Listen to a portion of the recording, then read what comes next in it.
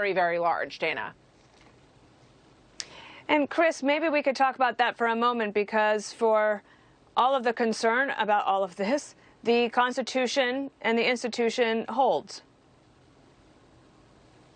Well, that's exactly right. What we're really talking about and what we're seeing today, Dana, is the rule of the mob versus the rule of law and the Constitution.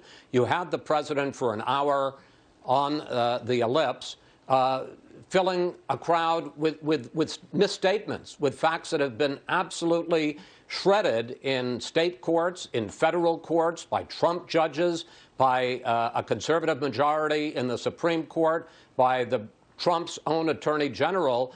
But you know, he's a very popular man. 75 million people voted for him. And when he says the election was stolen from me, a lot of people are going to believe that.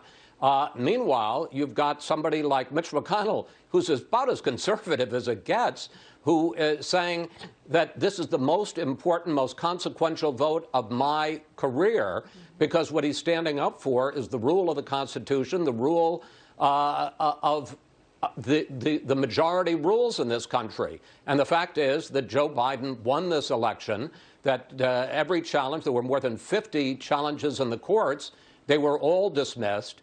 Despite the fact that some people feel very strongly and the president urges them on, and that you've got a big unruly crowd on the steps of the Capitol, that doesn't change the Constitution. You know, we had this remarkable speech by Ted Cruz, who claims to be such a constitutionalist, such a believer in the textual originalist interpretation of the Constitution, talking about, let's form a commission, 5 senators, 5 members of Congress, and 5 Supreme Court justices, and we'll just decide the result of the election. It happened in 1877 between Sam Tilden and Rutherford B. Hayes, in a very different time, when there were states that weren't even states, when a lot of the electoral vote wasn't decided. They ended up making Hayes, this group of 15, the president of the United States, in return for which the Republicans agreed to take troops out of the South post-Reconstruction.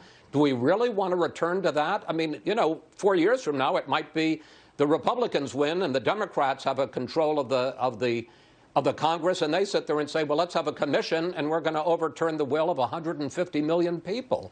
I mean, what's going on here? It's pretty extraordinary.